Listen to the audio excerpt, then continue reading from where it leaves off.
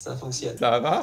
Ça va et toi? La dernière fois que je t'ai parlé, je devais avoir 17 ans. Donc c'était il y a un peu plus de 17 ans, quoi. Lui, c'est David et c'est mon pote et je le connais depuis toujours. La preuve, ici et ici, là et là, et là et ici. Et ce que je savais pas en faisant cette interview sur son changement de vie, c'est que j'ai failli ne plus jamais le revoir. Ce qui m'a retenu, c'est mon fils. J'ai toujours vu comme étant passionné d'informatique. C'était toi qui dépannais à peu près toute l'école. Est-ce que tu dirais que tu as eu une première passion informatique dans laquelle tu as fait ton métier d'ingénieur informaticien Toujours, hein. 3 ans, j'avais un clavier dans les mains. Donc, au collège, où on a fait de la programmation ensemble, et après en lycée, en option. Et ensuite, je suis allé en école, je suis allé en école d'ingé.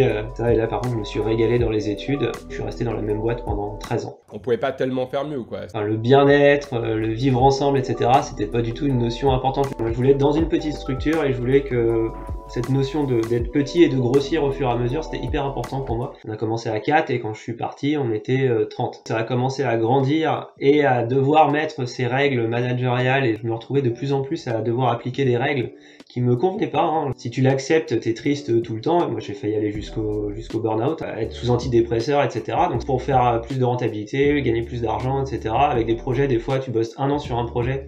Et à la fin, on te dit, bah non, finalement, le client a annulé, donc t'as bossé sur 1 an pour un truc qui me sert à rien. J'avais une grosse perte de sens dans mon métier. Quand t'as parlé de burn-out, ça m'a vachement parlé aussi. Tu t'es dit, en fait, peut-être que je vais mettre fin à mon métier de passion.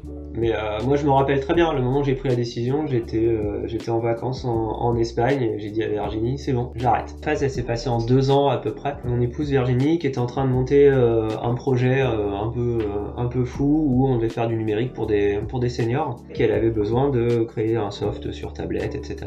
Alors, le but, c'était vraiment de l'aider puis de me faire plaisir sur ma passion. Au boulot, ça va toujours de moins en moins bien. Je vais voir mon patron, je lui dis, je vais arrêter, je viens au boulot en pleurant, faut que je parte. Antidépresseur, psychologue. Je voyais que quand je racontais ce que je faisais au boulot, ça avait pas de sens. Il me dit, ok, mais tu peux pas partir comme ça. Moi, j'ai négocié pour partir une rupture conventionnelle. J'avais 2 ans pour arriver à vivre de Filio. Donc je me suis pas payé pendant 2 ans. Donc en fait on se retrouvait tous les deux à quitter des boîtes où on était très bien payés et pour monter ce truc complètement fou, quoi. Et à pas savoir si on allait pouvoir être payé. À un moment t'as l'énergie du désespoir. Et t'imagines retourner en arrière ou de moins en moins et... Je sais que ce serait très difficile. Énormément de trucs qui m'ont fait kiffer depuis que je suis chez Filio. Énormément de sourires. Dans mon ancien métier, je bossais dans le logiciel pour le transport.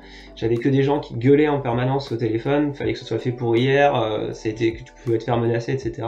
Maintenant, mes utilisateurs, ils sont hyper bienveillants. Le seul truc qui m'y pousserait, c'est vraiment l'aspect financier. Faut accepter aussi de descendre son niveau de vie. On s'achète toujours plein de trucs, mais après on est un peu esclave de ces choses-là. Il y a plein de choses que je dépensais, je me perçois, j'en avais pas besoin. Par contre, je m'éclate dans mon boulot, donc... Qu'est-ce que tu dirais aux gens qui ont envie de franchir le pas, peut-être? Il y a beaucoup de gens qui sont dans une structure qui se sentent pas bien, qui osent pas en partir pour des tas de raisons. On va se faire accompagner soit par un psychologue ou des amis pour échanger sur le sujet. Ne plaquez pas tout du jour au lendemain sur un coup de tête. Établir quand même un plan de route. Quand on voit que son boulot nous bouffe à tel point que tu te dis mais si là je donnais un coup de volant, et c'est bon, tout s'arrête. Faut se dire bon allez, là faut que j'y aille.